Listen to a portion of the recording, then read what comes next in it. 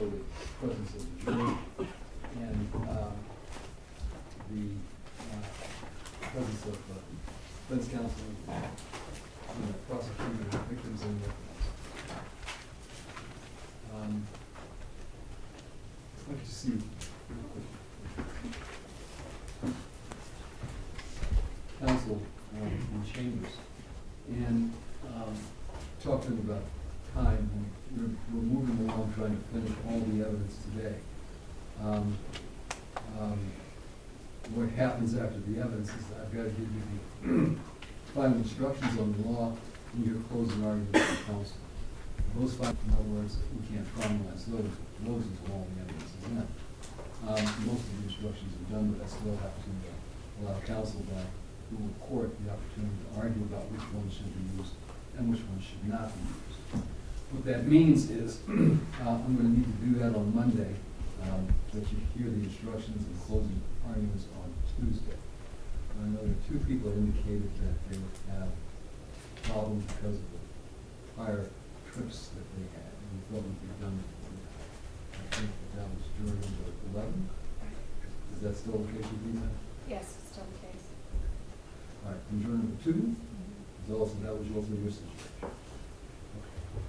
I've talked to counsel about that, and what we decided to do, advise you that we're going to be going through to Monday and Tuesday, that you can't be here, but it doesn't really make sense to keep you here anymore. That would leave us with one alternate, which we would choose in the normal course of business, and that would be at the close of evidence in the arguments. All right? So, number 2, turn number 11, we will see you at this time. Thank you very much for participating. I'm sorry we couldn't stay. You testified yesterday that you did not sleep for 72 hours after this incident. Is that correct? Yes. Okay. Do you think your memory was clearer after the event or after you hadn't slept for those 72 hours? I did my best with what I was given. Okay. I don't have any other questions.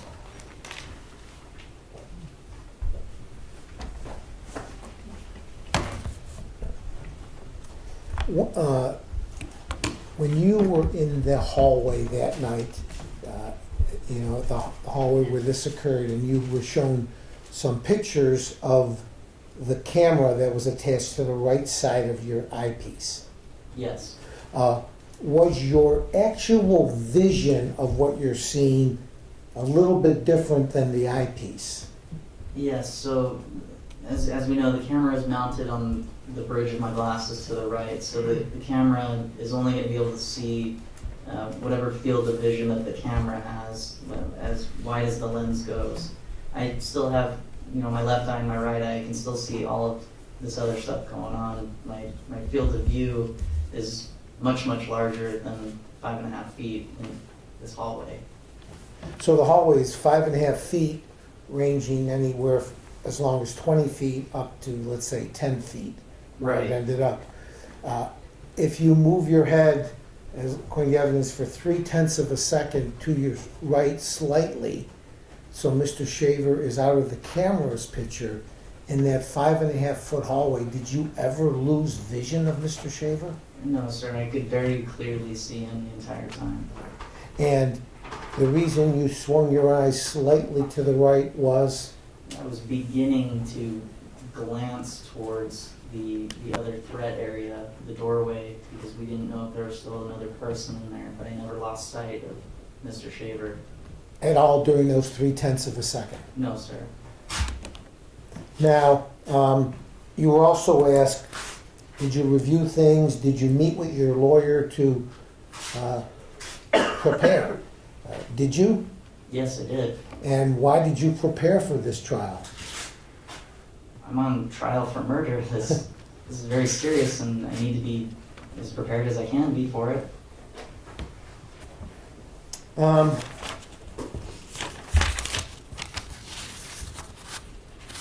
And you also asked some questions about presumptions, presume, definitions of presume.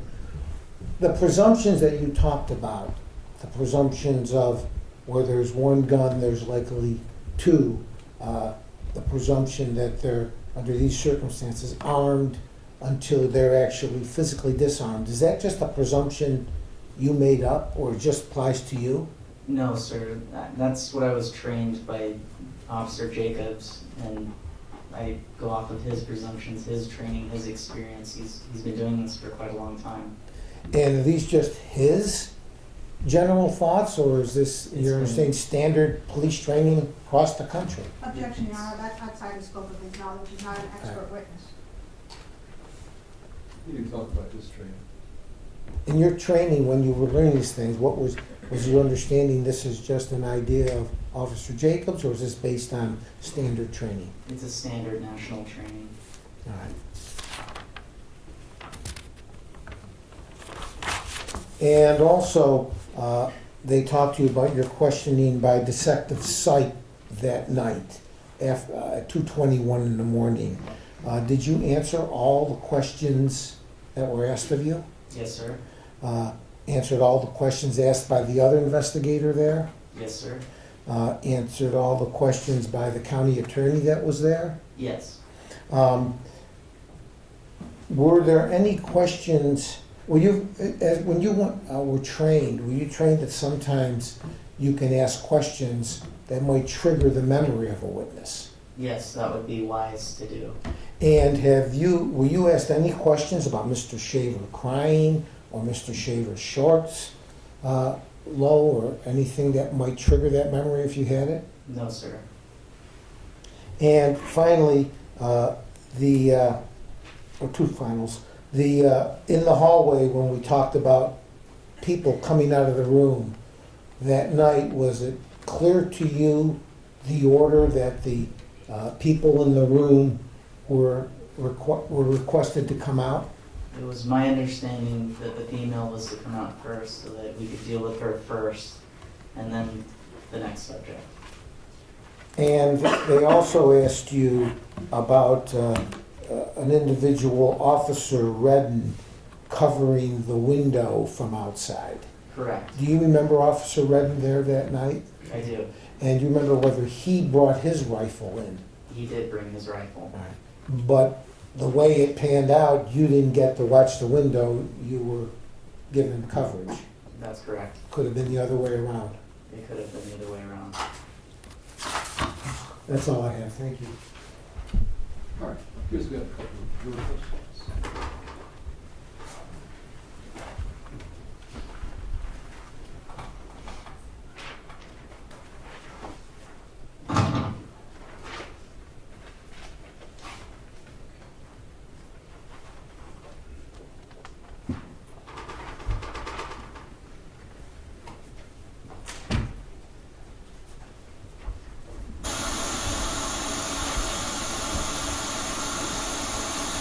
I have a question, and the question is, do you know why you were assigned to wear an Axon body camera and some other officers perhaps were not? If you know, but I don't want you to guess. I do know, sir, but may I explain? Okay, you know, how do you know? I was assigned an Axon body camera because it was a pilot program about the time I was going through the academy, and so it was assigned to all of the new recruits of that class, and they simply did not have the funding for all of the other officers to carry cameras at that time. All right, thank you. Do you have any other questions? All right, Mr. Russ, thank you very much. You can step down and take your seat.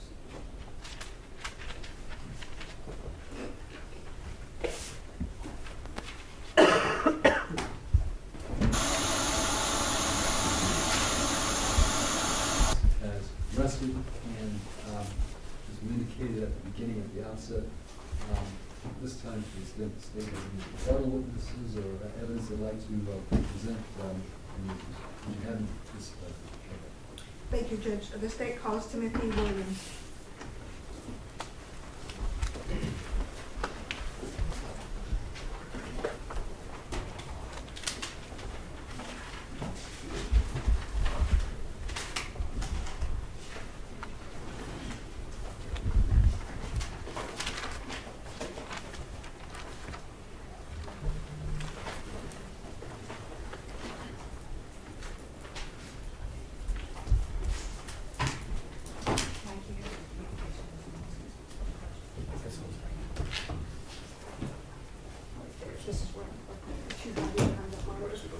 You need to stand in front of the table first, so she can see you.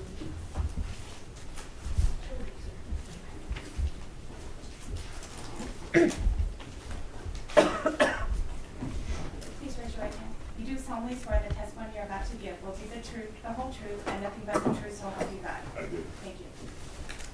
All right, sir, can you come right around here, Nelson?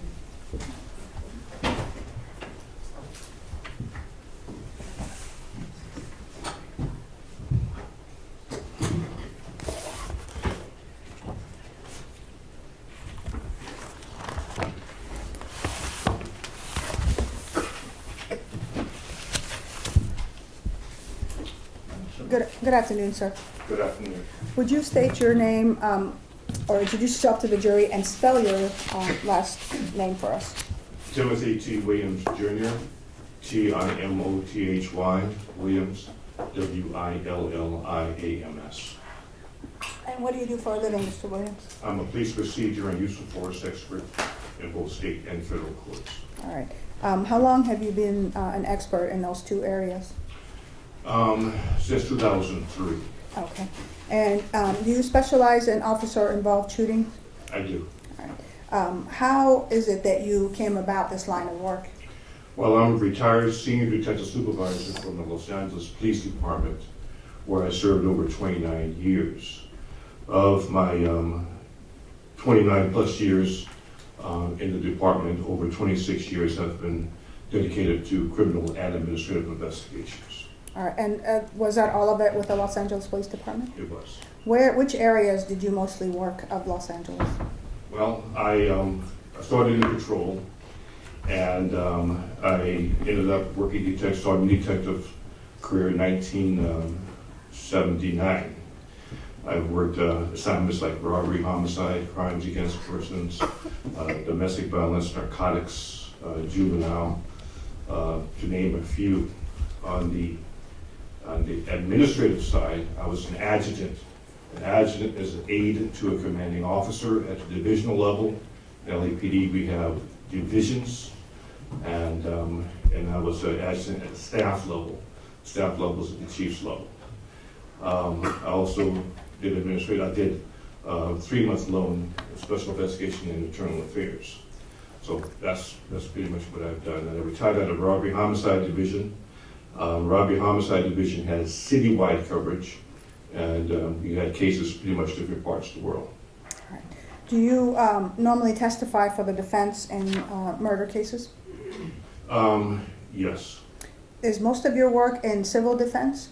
About 60% of my work is civil rights work, and then the other 40% is criminal. Right. Have you testified as an expert in police procedure and as a use of force and officer-involved shootings in numerous other states? I have. I'm sorry. Yeah, go ahead. Okay. Not only in Arizona, I've had cases in New Mexico, Chicago, Colorado, Virginia, just to name a few. California as well? And, and California as well. All right. Do you normally testify about issues in your subject matter areas to kind of educate the jury in areas outside of their knowledge? Is that your main job? My job as an expert, any expert, is to inform or teach the jury as to what procedures are involved and what procedures are involved as it relates to use of force or police procedural aspects of the case, both criminal and civil. All right. Are you an academic by any chance? I am not. My expertise comes from hands-on doing the job. All right. Do you write papers and do research and things like that? I do not. All right. Do you, however, keep up with regular attendances at conferences, either teaching at them or attending them to learn what's new and happening in your expertise area? I do. Now, do you recall about when you were contacted by my office about this case? If I can look at my note. If it helps you refresh your recollection. I was contacted by your office via email on February 22nd of this year. All right. After you were contacted, did we send you everything involved in this case for your review? Yes, I received the discovery on March 3rd of this year. I see you have a stack of notes. Or were those handwritten notes that are your own? What I'm reading from now? Yes, sir. Yes, it is. It's my chronological record. All right. And did you take notes on everything that's happened in this case regarding your work in it? I took notes on what I've done, and I took notes to refresh my memory as relates to certain things I felt were important. All right. And were those provided to me to provide to defense counsel as well? It was. All right. Now, do you mostly testify for police officers accused in civil cases of unjustified shootings? No, I normally retained by the plaintiff in those type of cases. The departments have their own persons of expertise That they use? that they use, is correct. All right. So how did you go about getting ready for this case when you received the discovery in March? Well, I reviewed the discovery that I received. What I received was reports that were generated from this case, interviews that was generated from this case, looked at crime scene photos, then looked at videos that was captured by body cameras as relates to this officer-involved shooting. All right. And did you receive both the Axon videos that Mr. Brailsford was wearing and Officer Doan, both of those? I did. All right. Do you recall approximately how many times you've watched those in preparation for the case and for today? Numerous times. I didn't keep track of the amount of times, but it was a good amount of time. All right. Now, how much are you getting paid for your work on this case, including today? My fees are $3.25 an hour. Okay. Do you remember approximately how much that totaled so far? No, I put it like this. I've worked over 50 hours, not including today. Okay. So about $15,000, close to that? If that's the math comes out to. Okay. Yes. All right. So you reviewed, or the question is, did you go ahead and review the case agent's report in this case? I did. Did you review the interviews of the civilians as well as the other officers involved? I did. All right. And did you read transcripts of interviews that were conducted either by the defense or by Detective Sipe? I did. I also listened to audio interviews.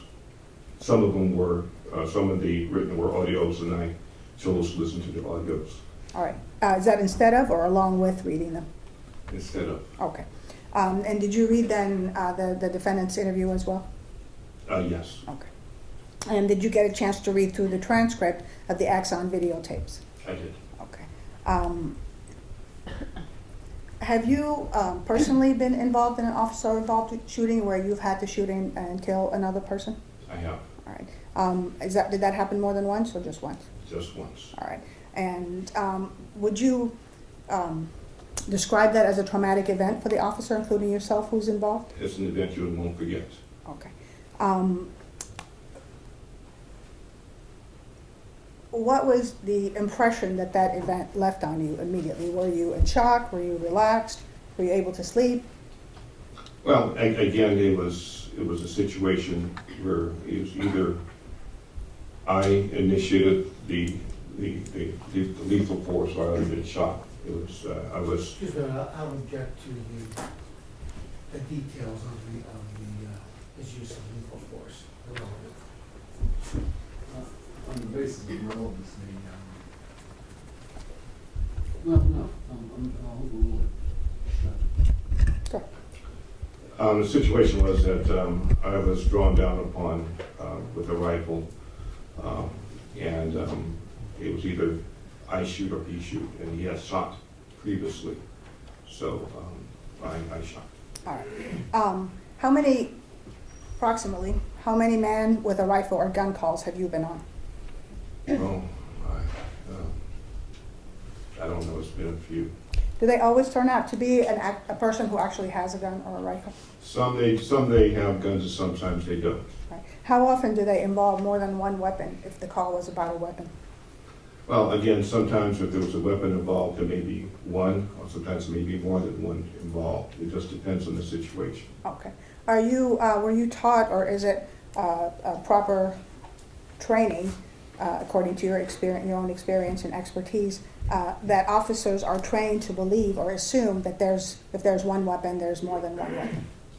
Well, if you get a call with a gun, or any call for that matter, you don't know what you're walking into, so you need to be aware and alert as to what you're doing. If you get a person with a gun, then you should be mindful that there may be a gun present. If you get an unknown call, which is one of the most dangerous calls, because you don't know what you're walking into, you need to be mindful of that as well. Okay. Are officers also taught that even during a traffic stop, which we have heard is one of the riskiest types of calls or approaches, that even then you're supposed to assume that the person may be armed? Well, again, you walk into a car, you don't know who and what's in that car. You don't know if they're active felons. You don't know if the person's in the back seat with a gun. You don't know what you're walking into. So you need to be alert as to what can happen, and you exercise officer safety. That's why when you see officers approach your car, they approach it to the rear. You always look in the back seat and see what's going on. If you have a partner, he or she's to the right of the vehicle, and they're your cover officer. All right. Are police departments required to teach certain things at their academies that are universal standards in law enforcement? Yes. What goes on in Arizona is not unique to what goes on in Los Angeles, New York, or any other state. The issues of tactical awareness and use of force is a universal approach as it relates to law enforcement. There's been case laws. The U.S. Supreme Court has come down with case laws that. Objection, Your Honor. Discussion of the law in the case has been concluded. Do you get training in, let's just say, in general, are the officers required to learn about, constitutional law, criminal law, et cetera, and case law as well? Yes, and I've trained other agencies throughout the country in that as well. Okay. So these trainings that are involved, do they include mindset trainings? Well, you have to have a mindset as it relates to, I call it tactical awareness, if you will, as how you approach a situation. You have to be mindful of your surroundings. You have to be mindful of what the person or persons are doing.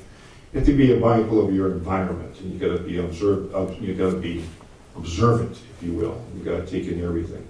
When when the officers are taught to show up at a scene that is, for example, a high threat, or the assessment seems to begin at a high level, such as in this case, a male with a rifle at the window, does that mean that threat level never changes?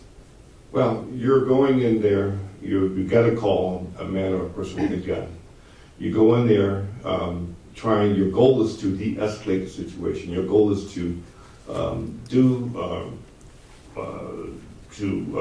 investigate and find out what's going on and come to a successful conclusion, if you will. And to do all that, you got to be aware. You got to have tactical awareness. You got to be aware that there may be a gun involved, and to conduct yourself accordingly.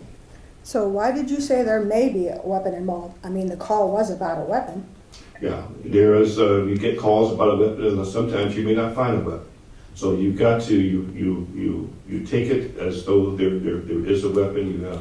You may deploy a tactical team to address the issue, and you may deploy lethal versus non-lethal to deal with these types of situations. And you want to bring it to a successful conclusion, and you want to go in there and doing your best to de-escalate and escalate a situation. Okay. And so are the officers taught that during the trainings, that the objective is usually to de-escalate a situation? You get that from the academy until the day you retire through continuing education. De-escalation is the mantra of dealing with these types of situations. You're going in there, you go into, when you get calls, law enforcement, they go into problems. And as you go into problems, you want to try to calm the problem down if you can. You're given tools to deal with the situation. You're given training. You're taught to use verbalization, command presence, and all of that in order to control the situation. And are the standard police, the universal standards in law enforcement, when training officers, is it to use simulations and scenarios and different things like that?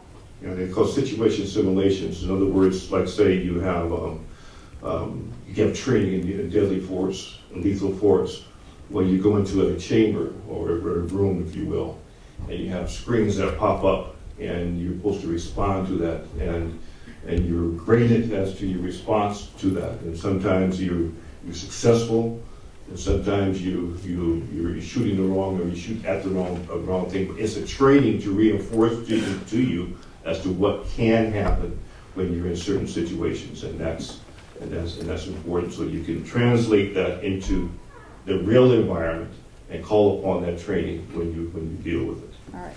And so our simulations or situation simulations, are they required on a regular basis of officers throughout the country? Yes, these are what you call perishable skills. In other words, if you don't do this on a regular basis, then you become, you're not sharp, if you will. Okay. And that's why you qualify at a certain amount of times per year. You keep those skills current. You go through use of force training certain times a year to keep those skills current.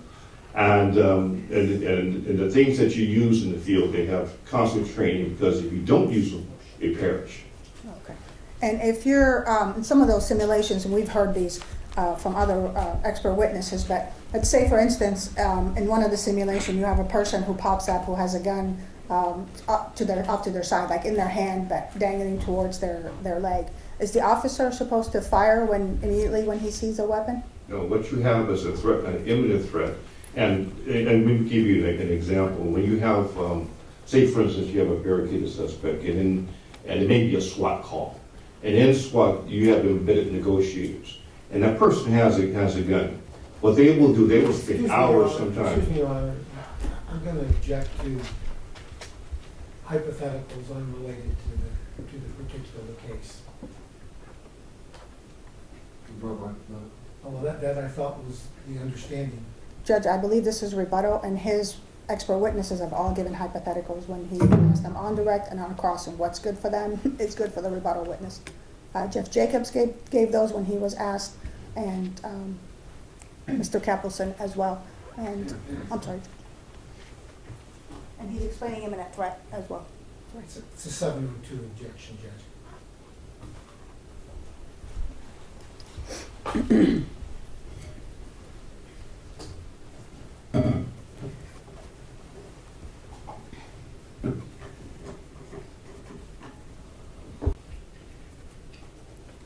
Isn't the proper hypothetical for the purposes of this case, we sustain the objection. In our case, we focused on what is the training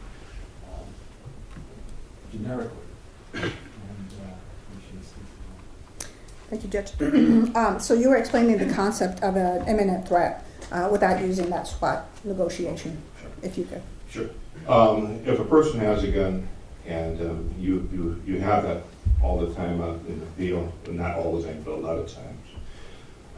If you see a person with a gun in their hand, and it's a threat, but not an imminent threat, you'll be shooting people that you should not to be shooting. That's why you train. When you see that, you train. Tell the person, drop the gun, drop the gun. Give a person a chance to comply to the commands. A lot of time, it's been my experience when I was out there in the field, the person dropped the gun.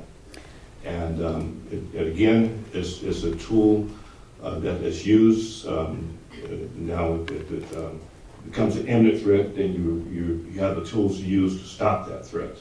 And it may end up with less lethal, or it may end up with deadly force. All right. And so is the presence of a gun by itself considered an imminent threat? Not by itself, no. What is the difference between an imminent threat and an immediate threat then? An imminent threat or immediate threat is when, if I have a gun to my side, and it's a potential threat that's there, the element is there, then I bring it up, and I'm pointing it at the officer. Now that becomes an imminent threat, or if it's coming up, it's becoming an imminent threat. Now, if I have the gun down to my side and I drop it, well, that threat is terminated, and then you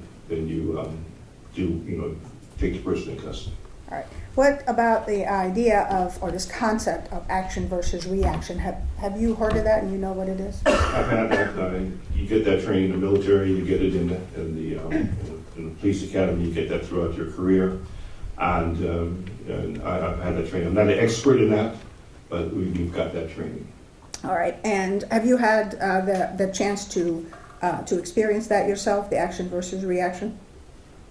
Oh, I'm sure I have many times. All right, and what is your understanding of the concept of action versus reaction? Which one is faster as it's taught in the academy and its standards with law enforcement? Excuse me, Your Honor, there's a lack of foundation after the witness acknowledges he's not an expert in the area.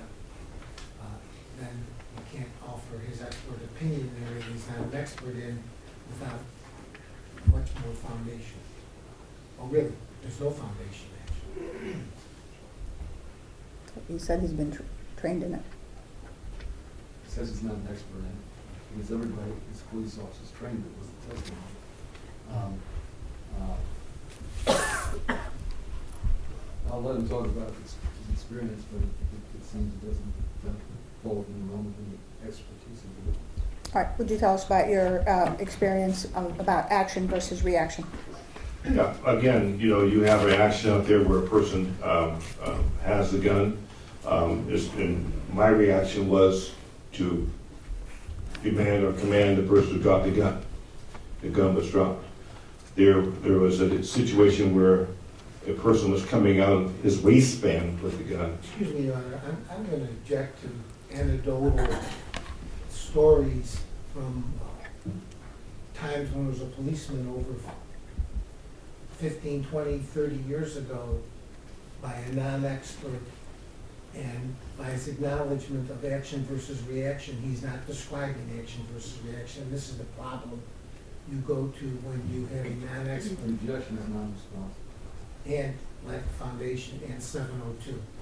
It's the same. What about the idea of perception of a threat versus identification of a threat?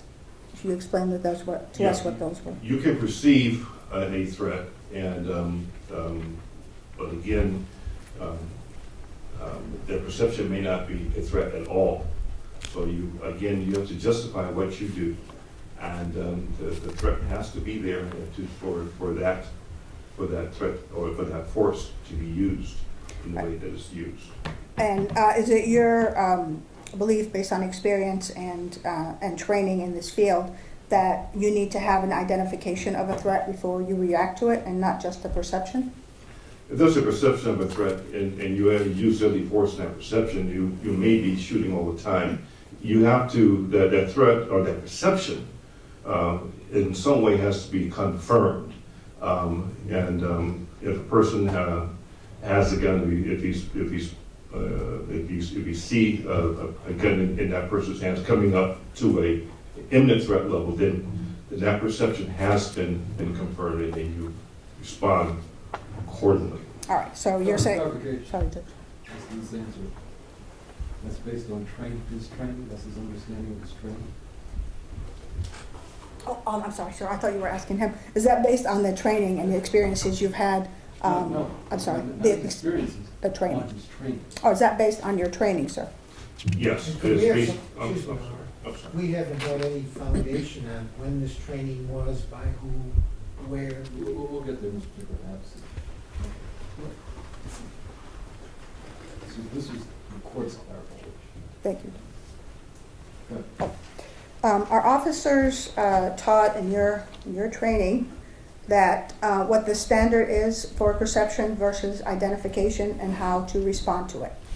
And let the foundation as to training, when, where, how, who.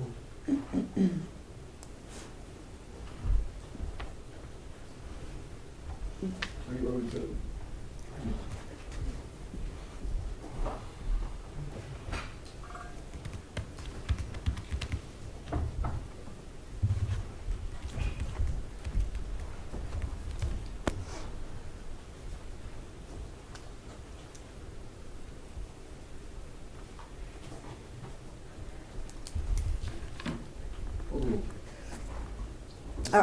I'm sorry, Judge. Are officers taught what the training is for perception versus identification of a threat and how to respond to it? Yes, that's why you have your situation simulations, that's why you have training. Some agents say shoot, don't shoot, type of scenarios. And it's constantly reinforced throughout your career. Are officers taught also to look at the totality of the circumstances of the situation when assessing a threat? Yes, it's drilled into you about being tunnel vision, and not to be tunnel vision when you go into these situations, but to look at the totality of everything that's being presented, and to take all that into evaluation. Okay. Are they taught also to use their common sense as well as their training, or only their training? Well, training and common sense comes into play. Maturity comes into play. Go ahead. Are officers taught that absent anything more, they can shoot an unarmed citizen for making a furtive movement on a man with a weapon call? To the objection, Your Honor, leading and important like the fact. That the foundation again, at 7:02. I'm going to sustain the objection.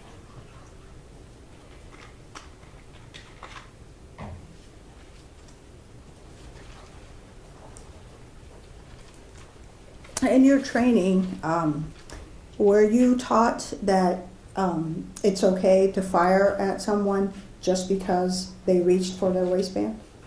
Same objection, Your Honor. So, No, you weren't, that's not the training I received, it's not the training law enforcement received. You gotta, you individual reach for his waistband, and they may be pulling the pants up. You wanna shoot him for that? No, you've got to be able to articulate, there's gotta be an imminent threat, and that's where training comes in. You have all these scenarios, hypothetical scenarios, if you will, and you run through the gamut through your whole career, so that you can make the proper intelligent decisions when you're out there in the field, so that you can know what's a threat, and what's, as you say, furtive movements, and so on and so forth. did when you received the video, the discovery that we sent, did you watch it immediately? No. All right. Did you read the interviews and the things that we went through already? The I discovery? like to read before I see, Okay. watch it, and I want to make sure that what I'm seeing, what I'm reading, is corroborated by what I'm seeing. All right. Excuse me. Did you also receive the autopsy report at that time? I believe I did. I don't know if it was at that time, but I did receive the autopsy report. So eventually you got it? I did. All right. When you watched the video the first time, what was the first thing, if anything, that you noticed about it? Well, the first thing I noticed was a couple things. When the decedent came out of the room, I noticed that it appeared to me that he was appeared to be inebriated. The second thing I noticed that his pants were very low, below his knees, and so these are things that I noticed as they came out. And the reason why that's important, because certain things transpired after by commands by Sergeant Langley that he was doing, and that was important as to what additional observations that could be made as the situation continued. What was it about, you called him the decedent, but what was it about Mr. Shaver that made you believe that he was inebriated as soon as he came out of the room? And again, it's my background education experience. I've seen a lot of this before, and doing this up and going on 44 years. I think I have a little expertise in that area. It's just the coordination wasn't as sharp as a person who was not under the influence or inebriated. And when he was even doing what he was asked to do, it was he was responding, but it wasn't as though a person that was sober doing it. All right. Did it?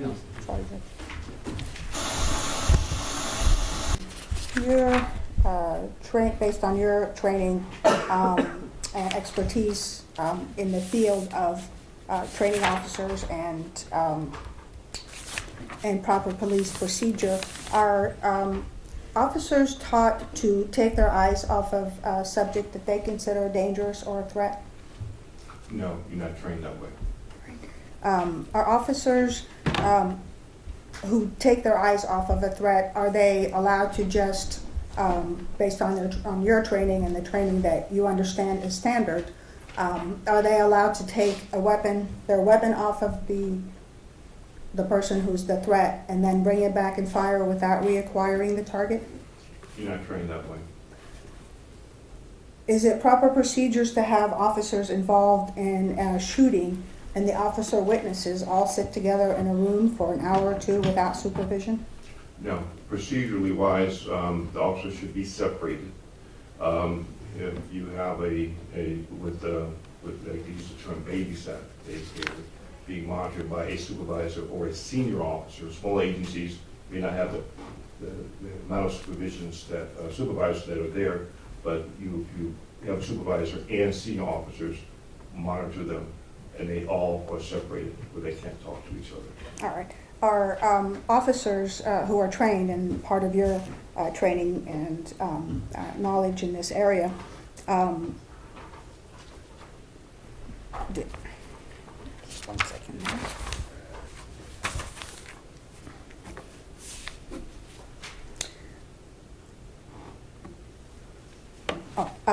Are officers standardly taught that they need to see some kind of a visible gun or weapon or some simulation thereof before they fire a weapon? Objection, Your Honor. Again, foundation as to his expert opinion, his training, when, where, by who. There's no foundation. We have a chance to cross examine. Where's the foundation for this? You can see a gun and not shoot. Again, it goes to the area of imminent threat, as I testified earlier. If the person has a gun in their hand and you tell them to drop the gun, they hold it. You tell them to drop the gun and they drop it, then that terminates that threat.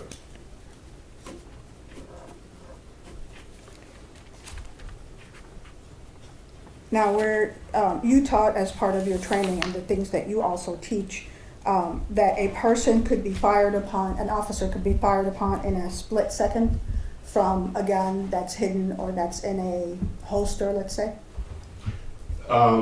It could happen quickly. You look at, if I can expand on that, you look at a lot of shootings, and I reviewed a lot of shootings when I was with the department as an adjutant. You find that a lot of times there was some tactical issues that were involved that caused an officer to shot or a person to shoot.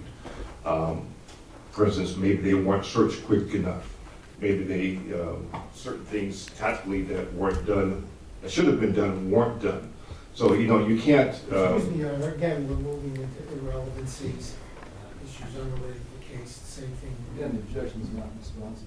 So the question was whether a person can be shot in a split second where a gun is in a particular position.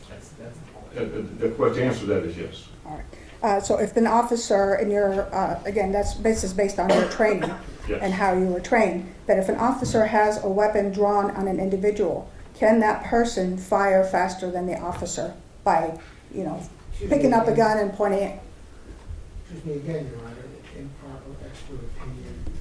He is. There's no foundation for that. There's no foundation. He's not a The human objection being. sustains the damages. So you have no training in this area about the split-second decision-making process that comes with firing a weapon? I have training. All right. And so although you said earlier that a person... Hang on. Sorry, Let's Judge. do what it is. What is that training, sir? We've had action-reaction training, human factors training. We have psychiatrists, psychologists that came and trained us. We had individuals in that area who had expertise, if you will, in that area. And this is something you get when you're in the academy. You get it throughout your career. And in that same discussion, they talk about fight or flight. So all that was encapsulated in that training. All right. And did you keep up with that training past the academy as well? You get it throughout your career.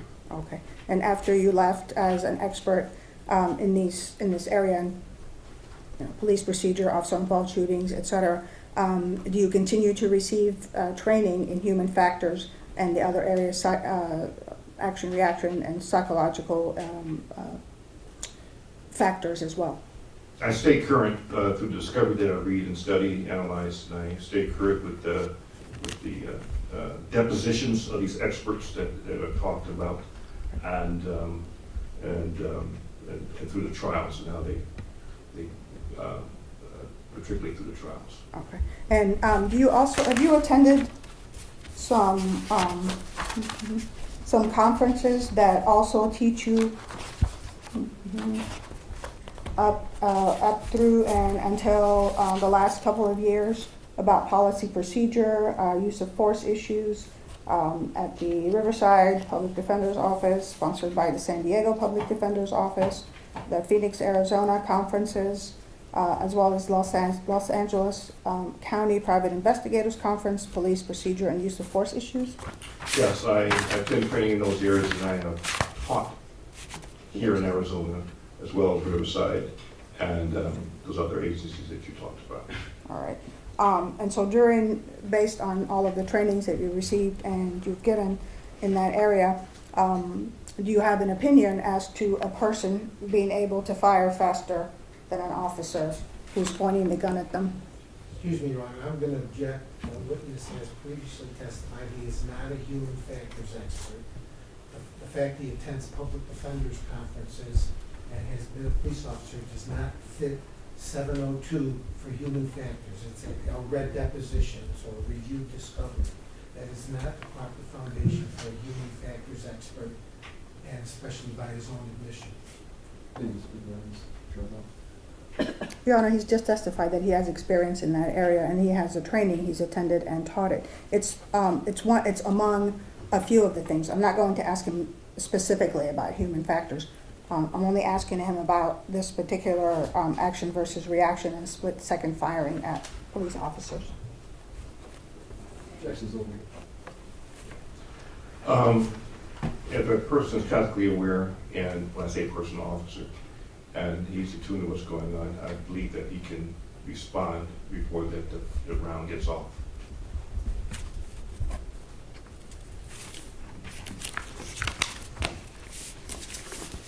Based on your training in this area as well, is an officer are officers themselves trained, and you were trained to continually assess and reassess a situation when you show up onto the situation? You're constantly assessing and reassessing to the situation is terminated. When you, after you watched the video, the Axon video, Mr. Brailsford's camera, did you have an opinion as to whether his actions were consistent or not consistent with the standard training accepted by law enforcement across the country? Who, Mr. Brailford? Yes. When I looked at the... Hang on.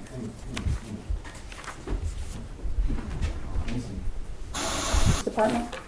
I looked at the use of force policy and procedure. Okay. And did that include, policy, okay, did that include what officers are trained on, or only on how they're expected to behave and interact? What I reviewed is the policy that relates to use of force, more specifically deadly force, and the criteria for that. Okay. And so let's just talk about the use of force and the deadly force in particular, since that was your concentration on what you reviewed. Did those appear to be, or do you know if they were the standard ones that you talked about, that they're the same across the country? Yes, they're consistent. Do those policies on the deadly use of force give a lot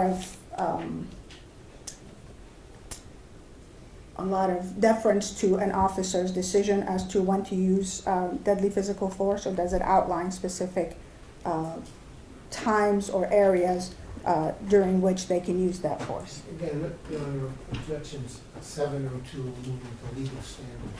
It's a question as to what he knows. They give guidelines. You can't give a chapter and verse in every situation, otherwise this room is too small to hold the policy. So you give guidelines and you have them coupled with your training that you receive, and you exercise that based upon the reasonableness of the force that's being used. All right. Those guidelines of the Mesa Police Department on the deadly use of force, did they include things that officers are not allowed to do, such as using the word, guessing, maybe, or could be, or possibility, things of that nature? You can't use deadly force on a maybe, could be, if you go look at the preamble to all that policy, it talks about the reverence of life, and that's the premier thing that you're looking at, and you're supposed to use that force which is necessary based on what you're experiencing to stop the threat. Thank you, that's all I have. Thank you. Sir, you mentioned continuously the training that the officer receives, and that seems to be the linchpin, correct? Well, that's based on the questions I was asked. Yeah, Training is key to anything, any discipline. Right, and training of an officer is what you talked about, and as the basis for your opinions, right? That is correct. And the training Officer Brailsford received is important to his decision-making, correct? That's correct. And you would want an officer to comply with his training, because that's why you're trained, true? That's true. And now, let's go back a little bit over your background.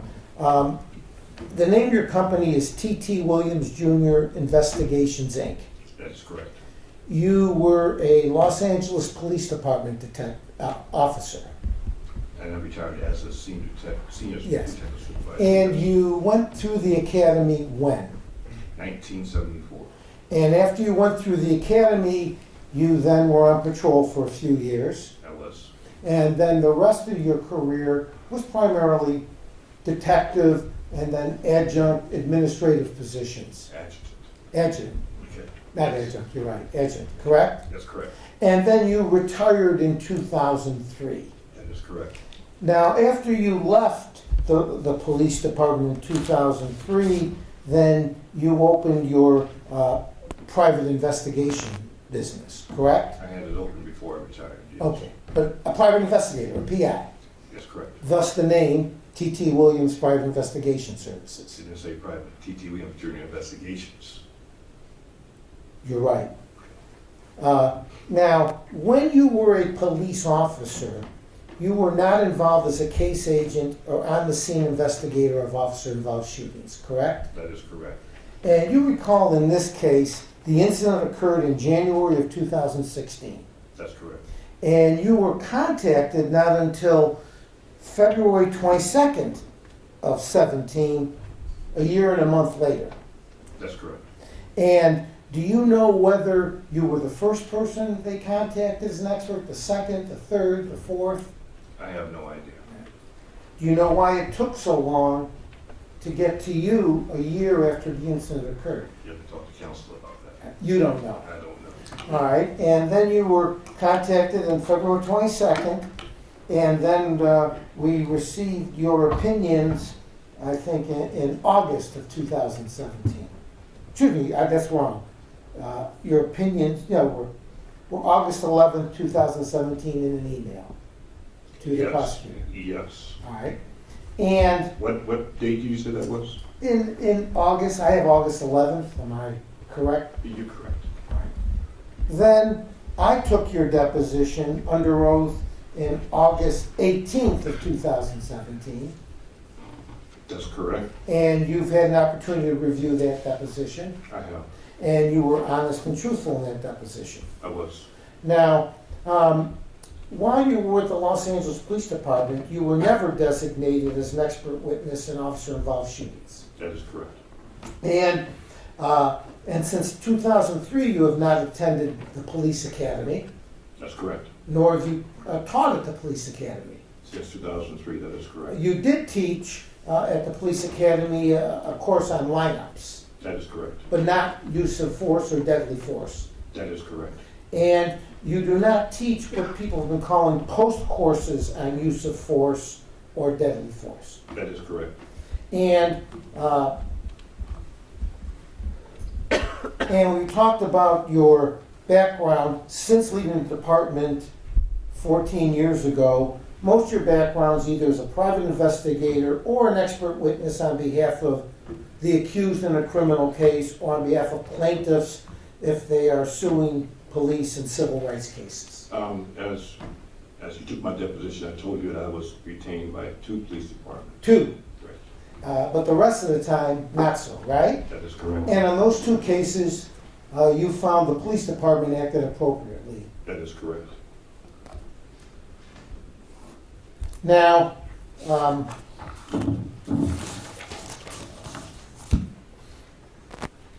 and in this case, we looked at your website, and one of the references on the website was a lawyer named Mr. Garagos. Yes. And you're aware, are you not, that Mr. Garagos is also the lawyer for the family of I'm Daniel gonna object, Your Honor, I'm gonna have to reapproach it, so I don't have to issue. What's the objection? The objection, Your Honor, is that, defense counsel had told me earlier that he was not going to go into these issues. That's why I wanted to not this approach. issue. We're not approaching. I'm gonna ask a fundamental question, if you ask it well. Why is it relevant? One of the references for this witness on his website is the lawyer for the family in a civil lawsuit that we discussed earlier in the case. Where's the-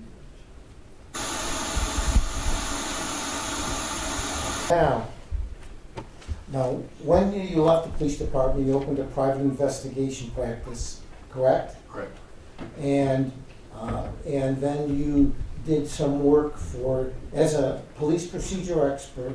You moved from there to a police procedure expert in the LA County Superior Court and working on behalf of defendants, correct? Correct. And primarily in death penalty, capital murder cases on behalf of the defendant. I did both capital and non-capital Right. cases. Murder cases. And you are a licensed private investigator, are you not?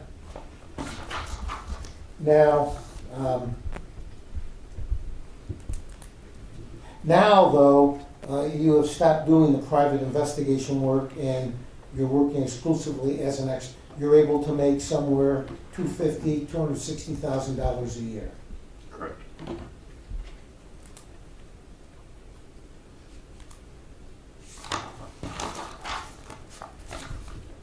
Now,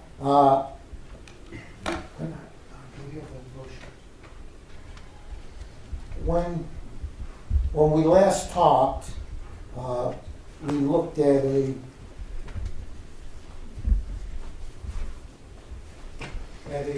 brochure of yours that's listed your services as workman's compensation surveillance, background investigation, discrimination investigations, internal investigations, polygraphs, jury consultations, civil case preparation, civil risk management, witness interviews, private investigations, slip and falls, insurance defense, photography, financial asset investigations, computer forensics, computer security, traffic accidents, civil traffic accident reconstruction, reconstruction animation, human resources issues, domestic investigations, security for VIPs, dignitaries, threat assessment, security risk management, and analysis consultation. That was on your brochure, correct? Yes. And you can't recall when you stopped handing out that brochure. That is correct. Let me show you what's been marked as Exhibit 230. Does that look like a photocopy of the brochure we previously discussed? Yeah. Yes, that's it. I move the admission of Exhibit 230 into evidence. I haven't seen it. I don't know. We had the deposition. No, 230? Was it 230? Yes. 230 is Now, in terms of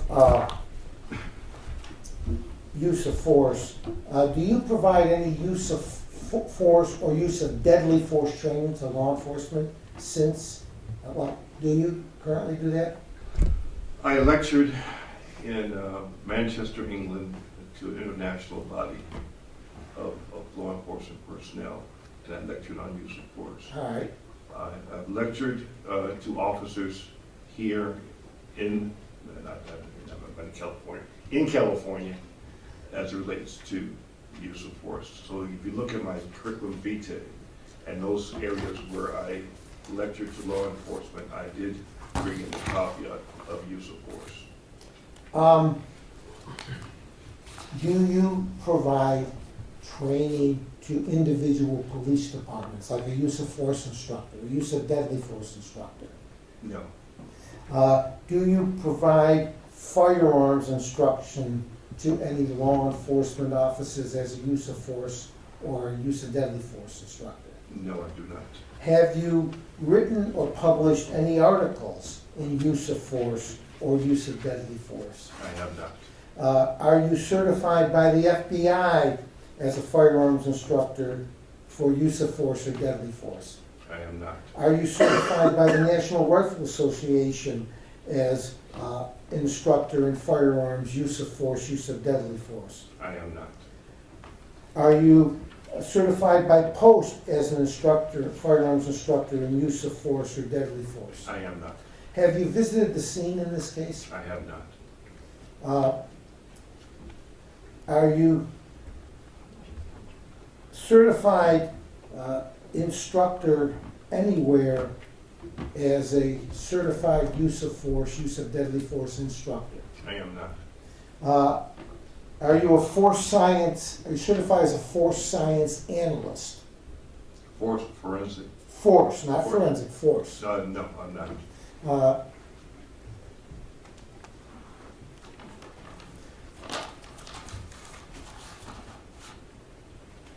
Have you, sorry, that.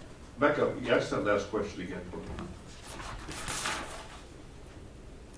I've already forgotten it, so the court reporter, if you could, or the court.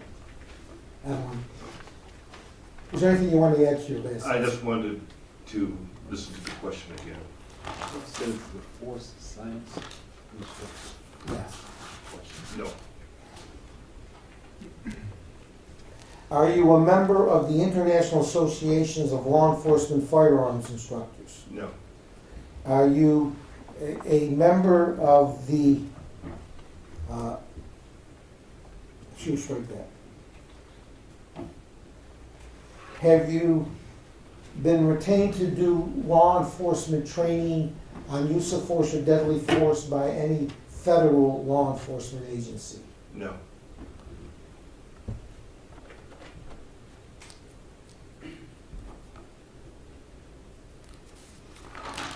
Have you ever been retained as an expert by the United States government? no. When you say United States government, that's a broad. Yeah, law enforcement agencies, who are agencies of the United States government for use of force or use of deadly force. No, Now,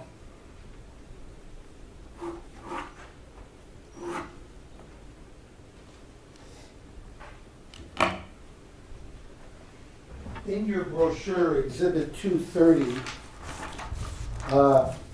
you indicated on your brochure that you completed your undergraduate studies at California State University at Los Angeles. that's correct. Did you receive a degree? No, I did not. Did you complete all of your undergraduate studies? For that major, yes. I'm talking about not just your major. Did you complete all of your undergraduate studies at California State University? No.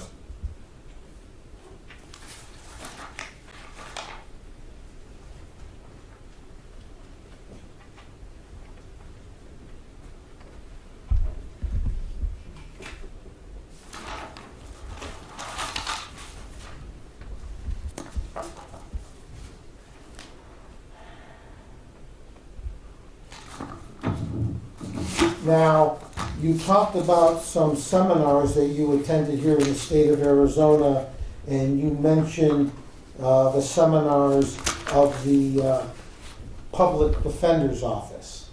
All right. That was the seminar that was referenced by the prosecutor to I you? believe so. And you are a member of the National Association of Criminal Defense Lawyers, Yes, and you're a member of the California Attorneys for Criminal Justice, which is the California Criminal Defense Lawyer Organization. CACJ, yes. Yes. And you're a member of the Los Angeles County Criminal Defense Investigators Association. Yes, And that's a product of the work that you sometimes do. Right? I mean, that's why you're a member of them, because you do that kind of work sometimes. well, the thing is that, I go to the training sometimes and, continuing education, and just good to stay in the loop so I can stay current with my craft. All right. And sometimes you give your opinions to juries and your side prevails, and sometimes you give your opinion and the other side prevails. As an expert, you don't have a dog in the race. You lecture, and you testify, and the jury makes an informed decision. You have your expert, you bring up, the other side has their expert they bring up. They have all the information so they can make an informed But my decision. question was, sometimes you provide expert opinions to courts and juries. Sometimes the side you are the expert for prevails. Other times the side that you are not the expert for prevails. That is correct. Now,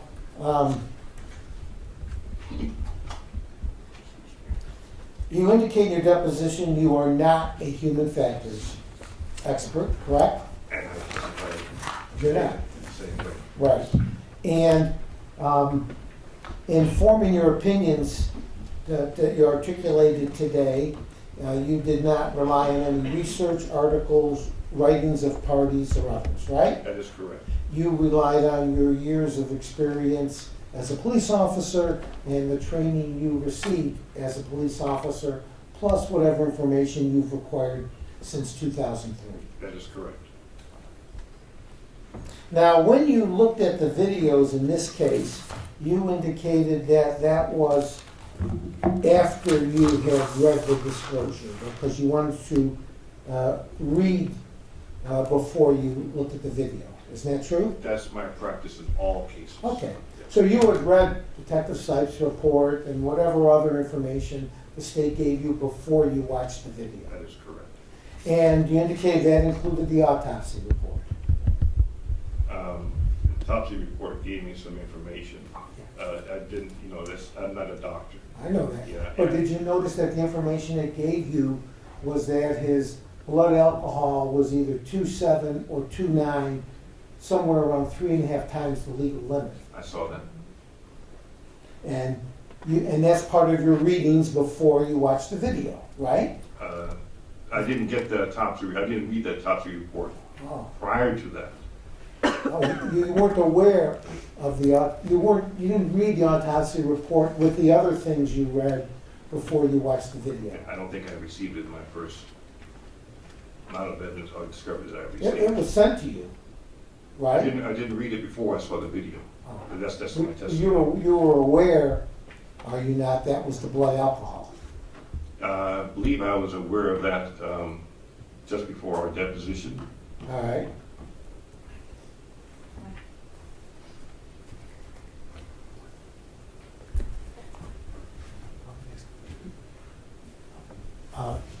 Judge, it's, prosecutor mentioned to me it's 3 o'clock. Yeah. I'll do whatever the court wants me to do. I think we probably should take a break this time.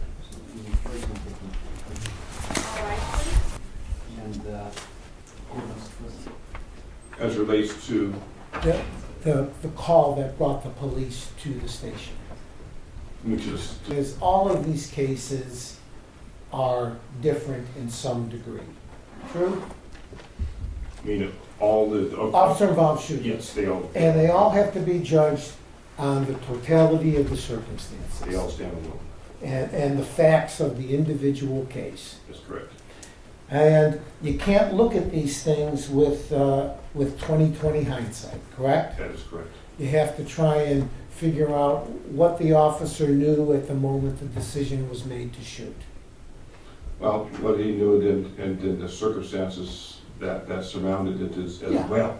Yeah, now Officer Brailsford, in this case, he wasn't the person doing the tactics or announcing the plan, he was the coverage officer.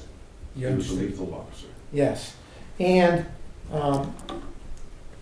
now, in this matter, let me show you what's been marked as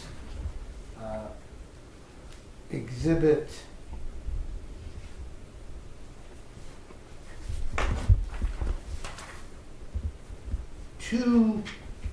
229, which was your resume that was given to me at your interview in August of this year.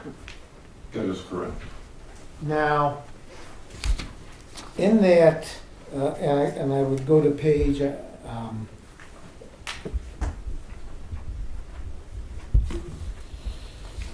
think it's page 9.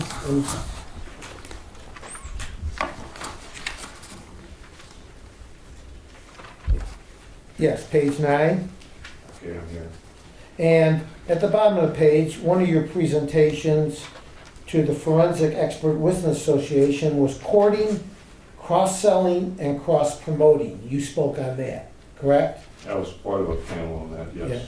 Yeah. And at the Forensic Expert Witness Association, you also spoke on expert witness marketing and business development. That is correct. I was part of a panel on that as well. And then you also spoke in 2015 on how to build your consulting business. That's correct. I was part of a panel on that as well. Yes. And now I want to, and in this resume that, well, let me show you what's been marked as Exhibit 270, which is a resume that was provided, in this case, in April of 2017. Do you see that? You recognize that resume? Yeah, so I have to look at it and see what's not there that's here on the one that you gave me. Well, we're going to get to that. I just want to, so you recognize that as a resume that was being provided earlier in... These aren't resumes, they're curriculum vitae. I'm sorry, Yes. curriculum vitae. You recognize that document?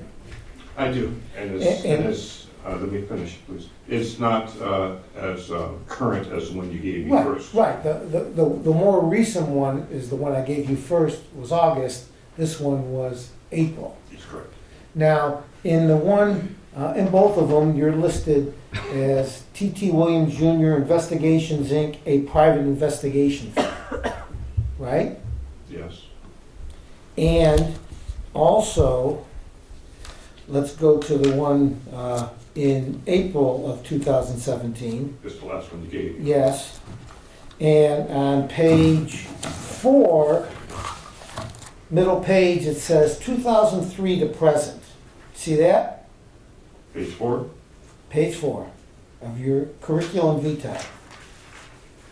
See that? Yes. And it says 2003 to present, CEO, T.T. Williams Jr. Investigations, Inc., right? That's correct. I'm sorry, which, It's the one we got in Discovery. I don't know, you have two of them, I'm looking at one. This is the one you sent me. In April. And where does it say? No, this is the date. This is the email. Where's the other one? No, the other one. The new one? The new one is the one for deposition. Okay, this one didn't have, the base names, right? No, Okay. Is that one the same page? no, but I'm not Oh, doing you're this not yet. going to, okay. All right, let's go back to the April of 2017 resume. It says 2003 to present, CEO T.T. Williams Jr. Investigations, Inc., right? That is correct. And it lists underneath that criminal investigations, right? Correct. Civil investigations, Correct. background investigations, Correct. discrimination investigations, Correct. and then sub rosa / surveillance. Correct. Now let's look at the deposition the curriculum vitae that was provided 4 months later in August of 2017. No, that's the one you should have gotten. That's the one I gave you. Well, that's the one you gave me in August, That's right? correct. Well, we just went through the one from April. Let's go through the one from August, okay? Okay, Page 4, I'm there.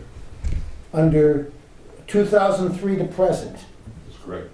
CEO T.T. Williams Jr. Investigations, Inc. That's the same. That's correct. And now underneath that, it says police procedure, Yes, use of force, yes, wrongful convictions, yes, homicide. yes. And this was the one you gave me in August. That's correct. And that obviously has changed from the one that was being used in April I updated it, yes. of 2017. Whenever it was updated, updated it. Well, it was sometime after April of 2017. I updated it then. That's all I have. Excuse me. A couple of questions, Judge. Mr. Williams.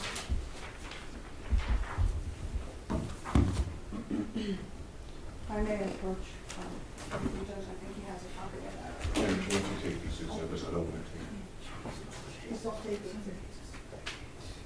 What are we looking at right there? Is that a description of your expertise in officer-involved shootings? Yes. On the bottom of that, what's the date on that? June 1, 2011. So have you been considered an expert in officer-involved shootings since 2011? Yes, since 2005, to be Oh, exact. sorry, since 2005, including 2011, correct? Yes. Now, do you have to be certified by the FBI to be an expert witness? No. Do you have to be taught by the NRA? No. Do you have to be a firearms instructor? No. Do you have to belong to Post? No. Me as instructor in post. As a law enforcement, you're a member of post. Okay, oh, that's automatic? Yes. All right.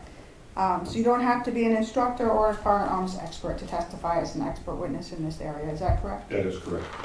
All right, that's all I have, Judge. Thank you. All right. Are there any questions from the jury? There being none. All right.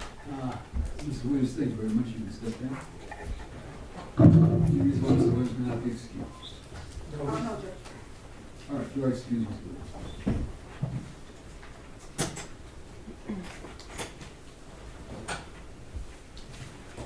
Could I have one moment with you, Judge, for the travel? Sure.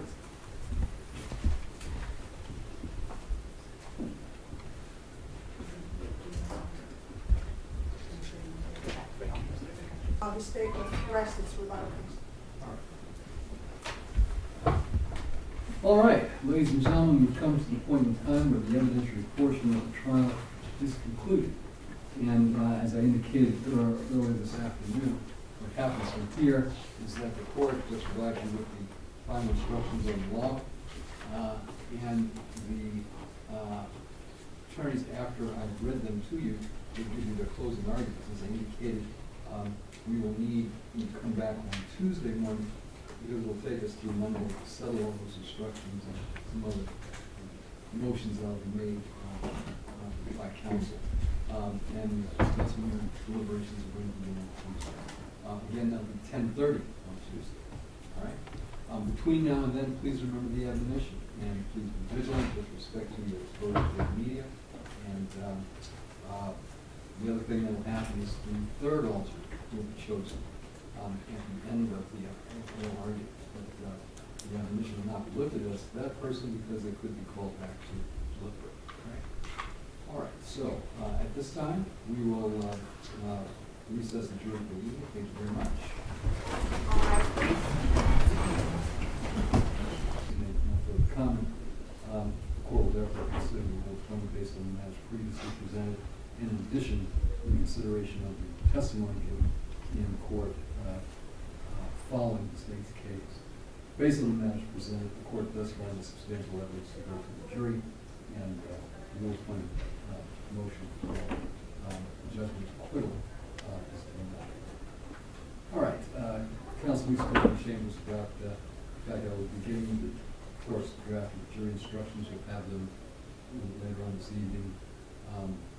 Just make sure I have your email address, Mr. I'm sure that's it, but I want to make sure I get it again in case I don't. And we're in the machines, and I'll get hold of you. All right, and so I expect you'll get those and review them, we can talk to each other about them.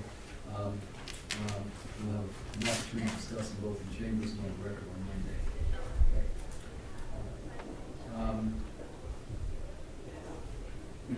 What time Monday? What time did you want us to get on Monday? 10:30. That's all, thank you. Nothing further, Judge, thank you.